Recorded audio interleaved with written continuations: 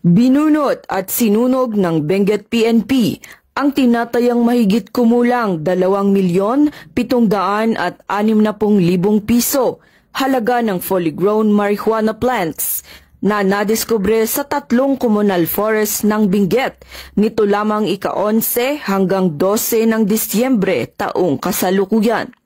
Matagumpay ang nasabing marijuana eradication dahil sa pagtutulungan ng mga operatiba sa pangunguna ng Kibungan Municipal Police Station at Benguet First Provincial Mobile Force Company, kasama ang Provincial Drug Enforcement Unit, Provincial Intelligence Unit, Benguet Police Provincial Office, Regional Intelligence Division PROCAR at Philippine Drug Enforcement Agency, Cordillera. Nagresulta ang operasyon sa pagkadiskubre ng 15 kilo ng tuyong marijuana plants sa isang communal forest ng Kibungan na nagkakahalaga ng 1,000,000 at 800,000 piso standard drug price.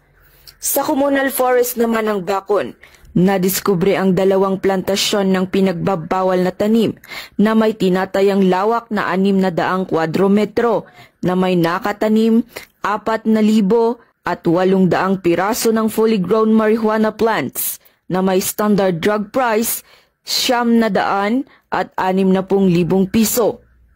Bagamat walang nahuling cultivator, binunot at sinunog ng mga operatiba ang pinagbabawal na tanim sa mismong lugar pagkatapos ng pagdokumento at pagkuha ng sapat na sample upang isumite sa Regional Forensic Unit Cordillera para sa karagdagang pagsusuri. Ang matagumpay na operasyon ay patunay lamang na ang pambansang pulisya ay kaisa sa pagpapaigting ng kampanya kontra illegal na droga bilang pagsuporta sa adhikain ng kasalukuyang administrasyon tungo sa isang bagong Pilipinas. Mula dito sa rehiyon ng Cordillera, ako ang inyong PNN correspondent, Patrolwoman Jezebel Moyaw, alagad ng batas, tagataguyod ng Balitang Pulis.